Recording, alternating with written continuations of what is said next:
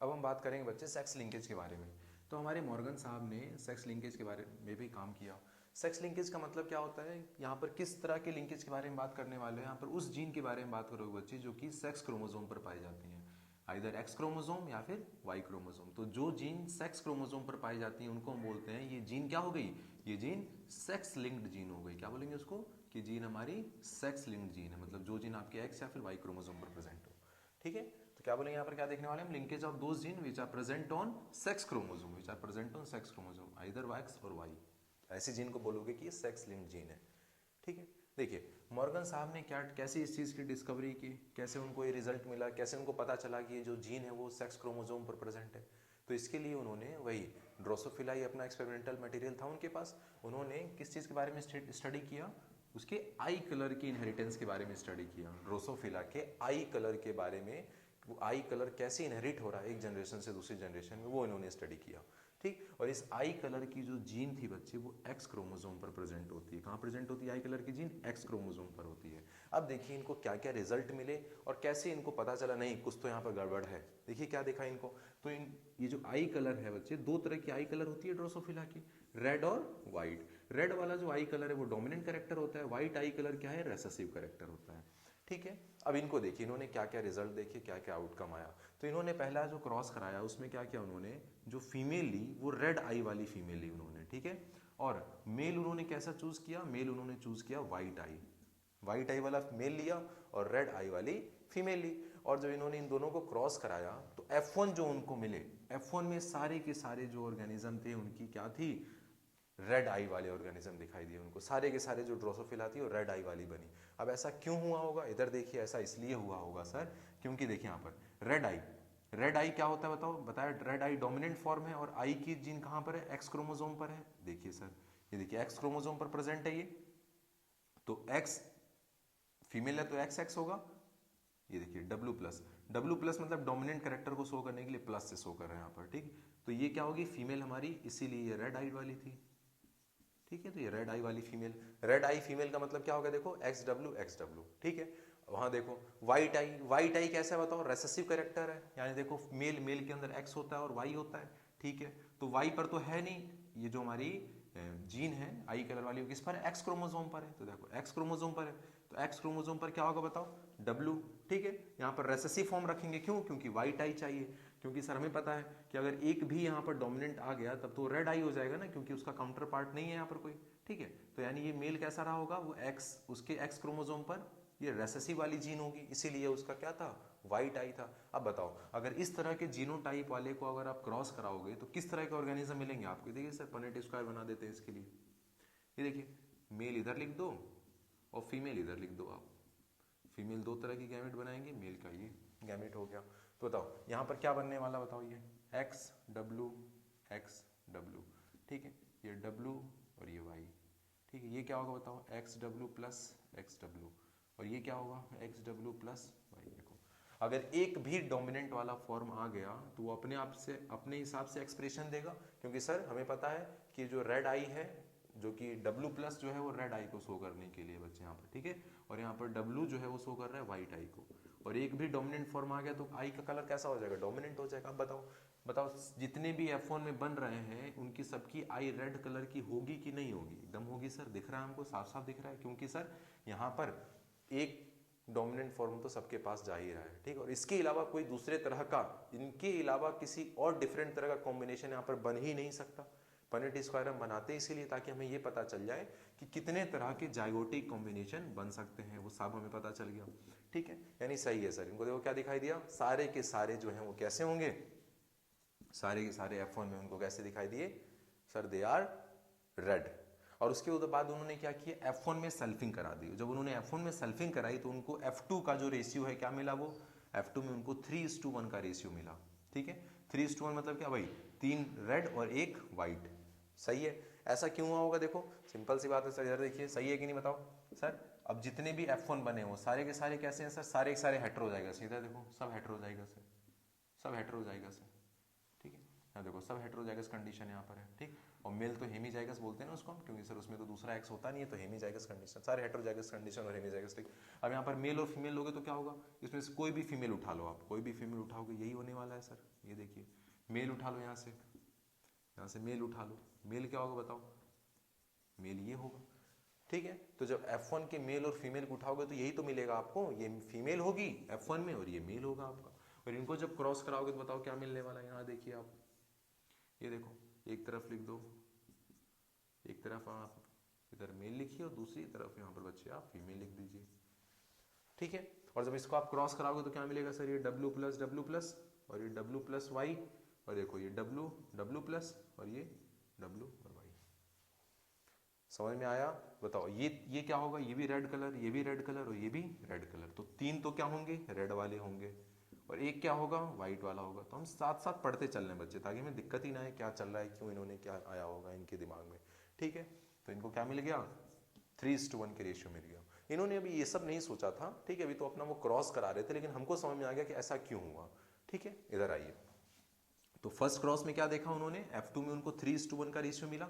चलिए अब उन्होंने क्या किया, ये जो F1 प्रोजनी मिली है यहाँ पर, है ना, ये जो हेटेरोजाइगस जो रेड था, आपको F1 में सारे जो रेड थे कैसे थे, हेटेरोजाइगस, तो उसी में से एक हेटेरोजाइगस उन्होंने फीमेल उठा ली और उसके साथ किसके साथ क्रॉस करा दिया उन्होंने, व्हाइट मेल। व्हाइट मेल मतलब क्या, रेसेसिव कैरेक्टर, और रेसेसिव कैरेक्टर के साथ जब क्रॉस कराते हैं तो क्या बोलते हैं उसको, टेस्ट क्रॉस बोलते हैं। तो उन्होंने दूसरा जो क्रॉस कराया वो टेस्ट क्रॉस कराया, और टेस्ट क्रॉस जब इस बार उन्होंने कराया तो उनको रिजल्ट क्या मिले, 1:1 का रिजल्ट मिला उनको। सही बात है, 1:1 आना भी चाहिए सर। इधर देखिए हेटेरोजाइगस फीमेल का मतलब क्या, ये हो गया सर, हेटेरोजाइगस फीमेल मतलब ये 2 तरह की गैमेट बनाएगी वो, और मेल मेल में बताओ कितने तरह के गैमेट बनने वाले हैं यहाँ पर आपके, सर मेल है तो मेल व्हाइट मेल मतलब ये हो गया सर, ये वाली कंडीशन हो गई। व्हाइट मेल का मतलब सर होमो रेसेसिव कैरेक्टर आपका, ठीक है। और रेसेसिव कैरेक्टर मतलब बताओ क्या होगा यहाँ पर सर, ये W प्लस W और ये W प्लस वाई, ठीक है। और ये क्या होगा बताओ, W होगा और ये W और Y। X नहीं लिख रहे हम यहाँ पर, ठीक है, X आप इसको पुट कर सकते हैं अपने हिसाब से। बताओ क्या होगा यहाँ पर सर, ये देखिए ये दोनों क्या होंगे, ये दोनों व्हाइट होंगे, देखो एक भी डोमिनेंट कैरेक्टर नहीं, तो ये दोनों व्हाइट होंगे, ठीक। और ये क्या होंगे, ये रेड होंगे, ठीक है। तो यहाँ पर 50% आपको रेड देखने को मिलेंगे और 50% आपको व्हाइट देखने को, यही इनको मिला। देखो यहाँ पर क्या बड़ी बात है, ठीक है। तो इन्होंने जब टेस्ट क्रॉस कराया तो इनको क्या दिखा बच्चे कि 50% रेड और 50% व्हाइट। तीसरा क्रॉस क्या किया उन्होंने, तीसरा क्रॉस उन्होंने कराया रेसिप्रोकल क्रॉस। आप समझ में आओ, रेसिप्रोकल क्रॉस आप पढ़ कर आए हो बच्चे। रेसिप्रोकल क्रॉस में क्या करते हैं बताओ, यहाँ पर हम सेक्स को इंटरचेंज कर देते हैं, ठीक है। कैरेक्टर वही रखते हैं, कैरेक्टर देखो व्हाइट आई रेड आई, लेकिन क्या किया, सेक्स इंटरचेंज कर दिया। इसके पहले क्या किया था हमने बताओ, इसके पहले आपने व्हाइट आइड का मेल लिया था और रेड आई की फीमेल ली थी, लेकिन अब आपने कैरेक्टर चेंज कर दिया, फीमेल लिया आपने व्हाइट आई और रेड आई का मेल लिया, ठीक। तो अगर आप रेसिप्रोकल क्रॉस क्यों कराते हो बताओ, रेसिप्रोकल क्रॉस हम कराते इसीलिए हैं ताकि हमें ये पता चल जाए कि जो जीन है वो सेक्स क्रोमोसोम पर है कि ऑटोसोम पर है। अगर जीन ऑटोसोम पर होती है तो क्या होता है सर, रेसिप्रोकल क्रॉस कराते हैं तो रेसिप्रोकल क्रॉस का रिजल्ट चेंज नहीं होता है। हमने देख लिया था मेंडल केस में, वहां पर नहीं हुआ था हमारा रिजल्ट चेंज, ठीक। लेकिन वही अगर जीन आपके सेक्स क्रोमोसोम पर प्रेजेंट होती है तो क्या होता है, रेसिप्रोकल क्रॉस का रिजल्ट जो है वो चेंज हो जाता है। और देखिए यहाँ पर रिजल्ट चेंज होगा कि नहीं होगा देखते हैं, ठीक है। तो देखिए इन्होंने जब कराया तो क्या मिला उनको, इन्होंने जब ये कराया बच्चे तो इनको जो F1 मिले, F1 कैसे मिले, 1:1 मिला आपको। यहाँ पर क्या मिला, 1:1 मिला। रेड और व्हाइट का रेशियो क्या मिला, 1:1। मिलना क्या चाहिए बताओ, सारे के सारे रेड मिलने चाहिए थे, ठीक है, जैसा कि यहाँ पर था बताओ। लेकिन सर नहीं, यहाँ पर जब हमने रेसिप्रोकल क्रॉस कराया तो क्या हुआ, हमारे जो रिजल्ट हैं वो चेंज हो गए। और रेसिप्रोकल क्रॉस कराने से रिजल्ट कब चेंज होता है, जब जीन कहां पर होती है, सेक्स क्रोमोसोम पर होती है। तो इससे उनको पता चल गया कि वो जीन कहां पर थी, सेक्स क्रोमोसोम पर थी। तो इस तरह से उन्होंने सेक्स लिंकेज के बारे में बताया कि सेक्स लिंकेज क्या होता है। ये वो कंडीशन है जहां पर जो जीन होती है वो जब सेक्स क्रोमोसोम पर पाई जाते हैं तो उन जीन को हम बोलते हैं सेक्स लिंक्ड जीन, ठीक। अब इसको भी थोड़ा सा देख लेते हैं डिस्क्राइब करके, ऐसा क्यों हुआ था बताओ, क्यों यहाँ पर 1:1 का रेशियो आया। तो देखिए बड़ी सिंपल सी बात है, ये 1:1 का रिजल्ट क्यों आया बताइए मेंडल साहब को, ये मॉर्गन साहब क्यों 1:1 का रिजल्ट दिखाई दिया। तो क्या किया आपकी बताओ उन्होंने, आपकी व्हाइट आई की फीमेल ली है। व्हाइट आई फीमेल मतलब सर XW, ठीक है। मेल कैसा लिया उन्होंने, मेल उन्होंने रेड आई का लिया है। रेड आइड मेल मतलब सर ये वाली कंडीशन बताया था आपने, ठीक है, रेड डोमिनेंट फॉर्म है तो डोमिनेंट एक होना चाहिए, और व्हाइट रेसेसिव मतलब दोनों के दोनों रेसेसिव फॉर्म होने चाहिए तभी वो व्हाइट होगा। नहीं तो अगर एक भी ये W दे दिया आपने तो क्या हो जाएगा, तब तो रेड हो जाएगा ना, क्योंकि डोमिनेंट है, रेड वाला जो है वो डोमिनेंट है। अब बताओ इन दोनों को क्रॉस कराओ जरा, इधर देखिए पनेट स्क्वायर बना दो एक, वो सिंपल सी बात है, एक तरफ मेल को लिखो एक तरफ फीमेल को लिखो, बताइए क्या होगा यहाँ पर, X W X W X W Y X W plus X W Y, बताओ क्या होगा, ये दोनों रेड होंगे और ये दोनों वाइट होंगे। देखो इनमें दोनों, इनमें रेसेसिव फॉर्म है तो ये वाइट देगा, और ये देखो ये डोमिनेंट फॉर्म है यहाँ पर, ठीक है, ये देखो डब्ल्यू प्लस यहाँ पर है तो ये आपको रेड, तो कितने होंगे बताओ, 50% रेड होंगे और 50% वाइट होंगे, यही उनको भी मिला, ठीक है। तो क्या हुआ यहाँ पर बताओ, रेसिप्रोकल क्रॉस कराने पर रिजल्ट जो है वो अलग हो गया। और ऐसा कब होता है, जब जीन सेक्स क्रोमोसोम पर पाई जाती हैं। तो क्या पता चला इनको, इस तरीके से उन्होंने सेक्स लिंकेज के बारे में बताया, ठीक है। सेक्स लिंकेज की अगर बात करें बच्चे, तो 3 तरीके का सेक्स लिंकेज हमें देखने को मिलता है, एक्स लिंकेज, वाई लिंकेज और एक्स वाई लिंकेज। अब इसका क्या मतलब होता है, तो ये हमारा जो एक्स और वाई क्रोमोसोम है, ठीक है, 2 सेक्स क्रोमोसोम होते हैं ह्यूमन के अंदर। तो ये जो एक्स और वाई क्रोमोसोम है बच्चे, ये पूरे के पूरे एक दूसरे से अलग नहीं होते हैं, ठीक है। एक्स क्रोमोसोम के अंदर भी एक पर्टिकुलर रीजन होता है जो कि हमारे वाई क्रोमोसोम के होमोलोगस होता है, वाई क्रोमोसोम के होमोलोगस होता है। तो ये जो रीजन है एक्स और वाई क्रोमोसोम का, जो कि एक दूसरे के होमोलोगस होते हैं, जिस रीजन में दोनों के अंदर एक पर्टिकुलर सेम सीक्वेंस और सेम तरह की जीन पाई जाती है, उस रीजन को हम बोलते हैं homologous region of X and Y chromosome, ठीक है। मतलब ये पर्टिकुलर जो रीजन है वो हमारे एक्स और वाई दोनों में क्या होगा, होमोलोगस होगा, ठीक। और ओवरऑल अगर बात करें, इसके अलावा पूरा का पूरा एक्स क्रोमोसोम पूरे के पूरे वाई क्रोमोसोम से अलग होता है, मतलब दोनों के अंदर अलग अलग तरह की जीन पाई जाती हैं दोनों अलग अलग क्रोमोसोम में। तो वो जीन जो कि आपके इस नॉन होमोलोगस रीजन, ठीक है, इसको क्या बोल दोगे आप, नॉन होमोलोगस रीजन, जो कि एकदम अलग है इसके वाई क्रोमोसोम से।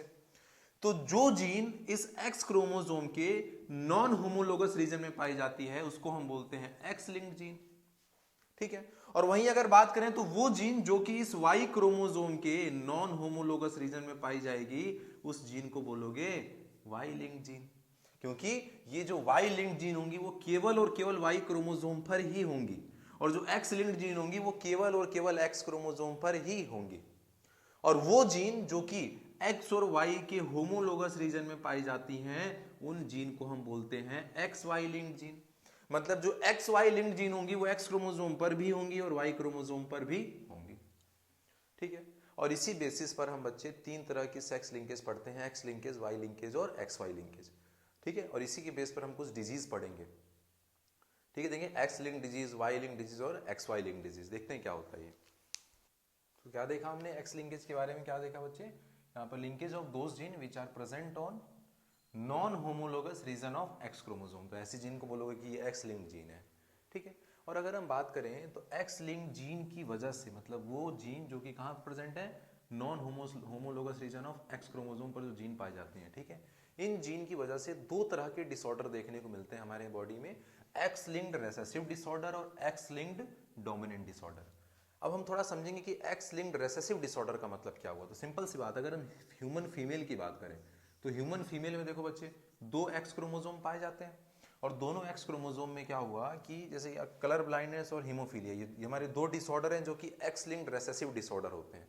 अब क्यों इनको हमने बोला कि ये एक्स लिंक्ड रेसेसिव डिसऑर्डर है, क्योंकि कलर ब्लाइंडनेस क्या होता है बच्चे, इस केस में जो वो ह्यूमन बीइंग होता है उसके पास कलर डिफरेंशिएशन की जो एबिलिटी है वो खत्म हो जाती है। वो कलर डिफरेंशिएट क्यों नहीं कर पाता, क्योंकि कलर को डिफरेंशिएट करने के लिए जो एक पर्टिकुलर प्रोटीन चाहिए होती है हमें, वो प्रोटीन उसके अंदर नहीं बन पा रही। अब इस प्रोटीन को बनाने वाली जीन कहां पर होती है, इस प्रोटीन को बनाने वाली जो जीन होती है बच्चे, वो पाई जाती है एक्स क्रोमोसोम पर, ठीक है। और अगर इस जीन के अंदर डिफेक्ट हो गया तो वो प्रोटीन नहीं बनेगी, और वो प्रोटीन नहीं बनेगी तो वो ऑर्गेनिज्म क्या नहीं कर पाएगा, कलर को डिफरेंशिएट नहीं कर पाएगा।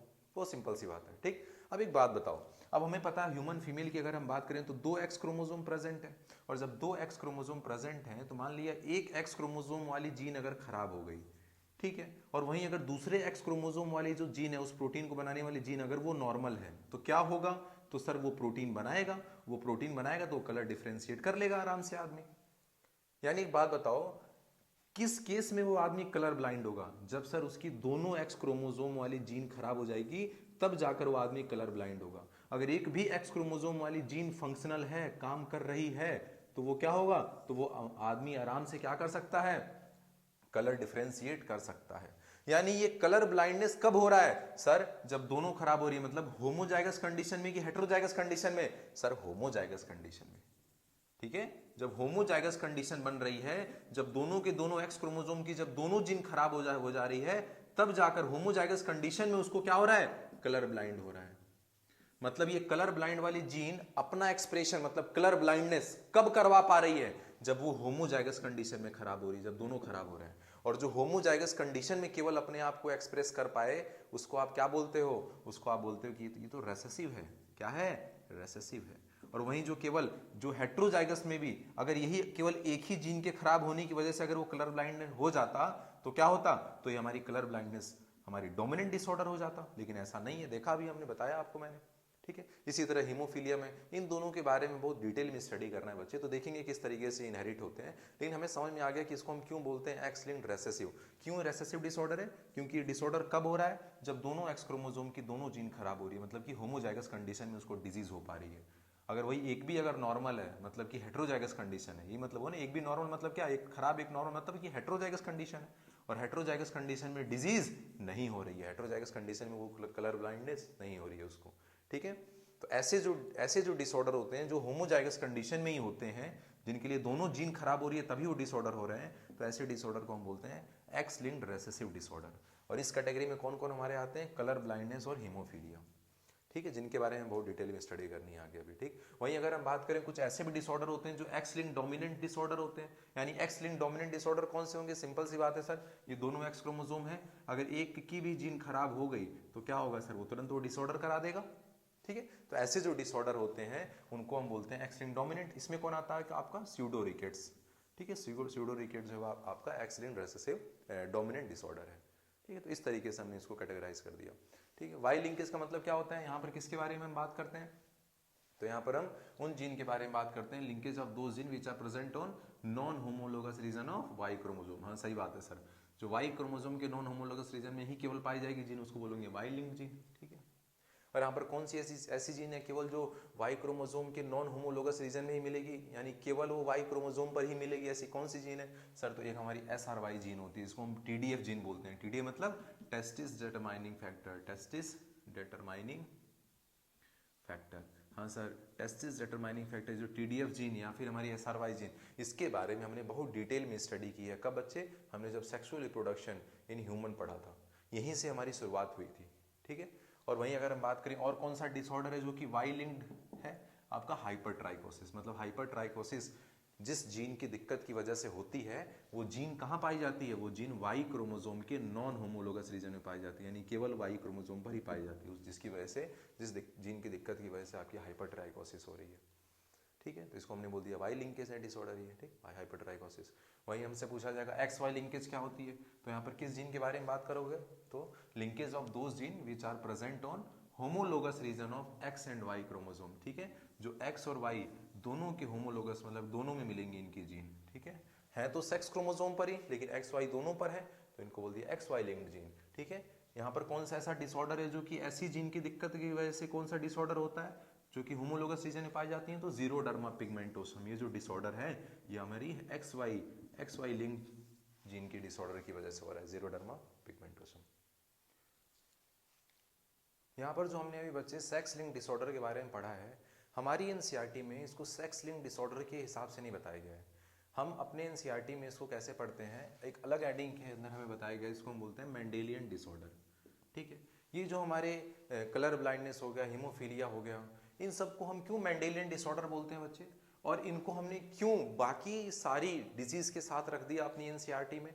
हमारे एनसीईआरटी में मेंडेलियन डिसऑर्डर में केवल सेक्स लिंक्ड डिजीज ही नहीं रखी गई है, बल्कि यहाँ पर इन्होंने कुछ ऑटोसोमल डिजीज को भी रखा है, जिनकी जीन कहाँ पर है, ऑटोसोम पर प्रेजेंट है। ठीक है, तो क्या क्राइटेरिया बनाई हम लोगों ने मेंडेलियन डिसऑर्डर कहने के लिए किसी भी डिसऑर्डर को? तो बोला ये सारे जो डिसऑर्डर हैं आपके, कलर ब्लाइंडनेस हो गया, हीमोफीलिया हो गया, ये सारे जो होते हैं बच्चे, ये कैसे होते हैं? तो by the mutation in single gene, एक सिंगल जीन में म्यूटेशन की वजह से हो रहे हैं। ठीक है, इसीलिए इन डिसऑर्डर को हम और क्या बोलते हैं? जीन रिलेटेड ह्यूमन डिसऑर्डर, क्योंकि सिंगल जीन की दिक्कत की वजह से ये डिसऑर्डर हो रहे हैं। ठीक है, और ये जो आपके डिसऑर्डर है, कलर ब्लाइंडनेस, हीमोफीलिया, और इनके साथ रखे बाकी और जो हमारे ऑटोसोमल डिसऑर्डर जिनके बारे में हम पढ़ने वाले हैं यहाँ पर, ये सारे के सारे जो डिसऑर्डर हैं, इनको हम क्यों मेंडेलियन डिसऑर्डर बोलते हैं? क्योंकि बच्चे ये एक जनरेशन से दूसरी जनरेशन में मेंडेलियन प्रिंसिपल के हिसाब से ट्रांसमिट होते हैं। मतलब सर अगर हमें इनके क्वेश्चन करने होंगे तो हम क्या करेंगे? जो हमने मेंडल के मोनोहाइब्रिड डाई हाइब्रिड क्रॉस पढ़ा है हमने, उसी मोनोहाइब्रिड और डाई हाइब्रिड के जिस तरीके से प्रोजनी एक जनरेशन से दूसरी जनरेशन में हम बनाते हैं, यहाँ पर इन डिसऑर्डर के क्वेश्चन सॉल्व करते समय भी हमें वही काम करना है। ठीक है, उसी तरीके से पनेट स्क्वायर बनाएंगे और उसी तरीके से क्वेश्चन सॉल्व करेंगे, क्योंकि ये भी उसी तरीके से ट्रांसफर हो रहे हैं जैसे कि मेंडल के कैरेक्टर ट्रांसफर होते थे एक जनरेशन से दूसरी जनरेशन में। ठीक है, इसीलिए इनको हम बोलते हैं मेंडेलियन डिसऑर्डर। अब देखते हैं हमारी एनसीईआरटी में कौन कौन से मेंडेलियन डिसऑर्डर के बारे में बताया हुआ है बच्चे। तो वहाँ पर हम पढ़ेंगे हीमोफीलिया के बारे में दिया हुआ है, colour blindness, sickle cell anaemia, phenylketonuria, cystic fibrosis, thalassemia, myotonic dystrophy. ठीक है, सिकल सेल एनीमिया में के बारे में मैंने आपको समझाया था अभी, प्लायोट्रोपी जीन के अंदर। फिनाइलकीटोन्यूरिया के बारे में हमने वहाँ पर डिस्कस किया है। ठीक, और वहाँ पर कहीं ना कहीं हमें समझ में भी आ गया था कि सिकल सेल एनीमिया दिक्कत किस जीन की वजह से हो रही थी बताओ? एक सिंगल जीन थी जो कि आपकी 11th क्रोमोसोम पर प्रेजेंट थी, और 11th क्रोमोसोम तो आपका ऑटोसोम है। क्या है? ऑटोसोम है। ठीक है, यानी सर ये हमारी ऑटोसोमल दिक्कत हो जाएगी। ठीक है, अब इससे हमें कैसे याद रखना पड़ेगा? ठीक है, अब देखिए और क्या देखना है इसमें, कैसे याद रखना आपको इसको। तो ये सारे जो डिसऑर्डर आपको लिखे हुए हैं यहाँ पर, इसमें से कुछ डिसऑर्डर रेसेसिव हैं, कुछ डिसऑर्डर डोमिनेंट है। तो यहाँ पर मैंने लिखा हुआ है कौन से रेसेसिव है, कौन से डोमिनेंट है। अभी मैंने आपको कलर ब्लाइंडनेस का केस एक्सप्लेन भी किया। ठीक है, तो वो चीज़ें तो अलग की बात है, लेकिन हम इसको डायरेक्ट भी याद रख सकते हैं। देखो आपसे जो क्वेश्चन पूछा जाएगा, आपके एनसीईआरटी में जो एग्जांपल दिए हैं उसी की बेसिस पे क्वेश्चन आता है, और हमारे एनसीईआरटी में केवल इन्हीं डिसऑर्डर के बारे में बता रखा है। और आपको याद रखना सबसे सिंपल हो गया क्या? ये लास्ट वाला मायोटोनिक डिस्ट्रॉफी, देख रहे हो सबसे बड़ा नाम है, देख रहे हो मायोटोनिक डिस्ट्रॉफी। तो जितना बड़ा नाम यानी सबसे बड़ी दिक्कत है, तो यही एक सबसे बड़ी वाली डोमिनेंट दिक्कत है। ठीक है, बाकी सब क्या है? बाकी सारे रेसेसिव, इधर देखो साफ साफ लिखा है, देखो बाकी सारे रेसेसिव है। तो याद करना आसान हो गया। ठीक, मायोटोनिक डिस्ट्रॉफी सबसे बड़ा यही नाम है, बाकी सब छोटे छोटे नाम है हमारे। ठीक, तो मायोटोनिक डिस्ट्रॉफी वाला क्या आपका एक यही है डोमिनेंट आपका। ठीक है, इसको आप जैसे याद रख लो, आप आपके ऊपर है। डी फॉर डोमिनेंट, इसमें डी आ रहा है, डोमिनेंट है, जैसे भी आप याद रख लो। एक मायोटोनिक डिस्ट्रॉफी है जो कि आपका डोमिनेंट होता है। ठीक है, इसका ट्रांसमिशन जो है डोमिनेंट तरीके से जा रहा है, और बाकी जितने भी हमारे सब क्या हैं वो हमारे सारे रेसेसिव डिसऑर्डर होते हैं, सारे सारे रेसेसिव डिसऑर्डर हैं, सारे सारे होमोजाइगस कंडीशन में ही अफेक्ट करेंगे ऑर्गेनिज्म को, और ये हेटेरोजाइगस कंडीशन में भी अपना एक्सप्रेशन शो करेगा। ठीक, और अगर बात करें कि ऑटोजोमल है कि सेक्स लिंक्ड है, तो क्या देखा अभी देखो हमने, ये हमारी जो कलर ब्लाइंडनेस और हीमोफीलिया, ठीक, यही दो हमारी हैं जो कि एक्स लिंक्ड होती हैं। और इनको याद रखने के लिए आपको ज़्यादा जोर नहीं देना पड़ेगा। क्यों? क्योंकि इनके बारे में हम बहुत डिटेल में पढ़ने वाले हैं, बहुत सारे क्वेश्चन सॉल्व करेंगे, तो हमें याद रह जाता है कि एक्स हीमोफीलिया और कलर ब्लाइंडनेस क्या थे? हमारे एक्स लिंक थे। अब भूलता बस यही है कि रेसेसिव था कि डोमिनेंट था। तो आपको आज के बाद बस इतना याद रखो ना कि हमारे एनसीईआरटी में जो भी डिसऑर्डर दे रखे हैं उसमें एक बस मायोटोनिक डिस्ट्रोफी ही डोमिनेंट है, बाकी सारे क्या हैं? रेसेसिव हैं। ठीक है, और एक्स लिंक्ड कौन है बताओ? सेक्स लिंक्ड, एक्स लिंक्ड कौन है हमारे? केवल हीमोफीलिया और कलर ब्लाइंडनेस। ठीक, वो हम क्वेश्चन सॉल्व करते करते सीख जाएंगे। और बाकी जितने भी डिसऑर्डर आपकी एनसीईआरटी में दे रखे हैं वो सारे के सारे जो डिसऑर्डर हैं वो कैसे हैं? वो ऑटोसोमल हैं। उनकी जीन कहाँ पर प्रेजेंट है? ऑटोसोम पर प्रेजेंट है। तो इस तरीके से आप थोड़ा सा दिमाग लगाओगे तो ये चीज़ें आपको याद रह जाएंगी। ठीक है, अच्छा, हीमोफीलिया और कलर ब्लाइंडनेस सेक्स लिंक्ड है, एक्स लिंक्ड है, और ये क्या है तुम्हारे? और उसके अलावा सारे के सारे क्या है बताओ? ऑटोसोमल लिंक्ड है। और डोमिनेंट रेसेसिव की बात में क्या याद रखोगे? अच्छा, केवल एक ही था जो डोमिनेंट था, जो कि आपका मायोटोनिक डिस्ट्रॉफी, और इसके अलावा सारे के सारे क्या है? रेसेसिव है।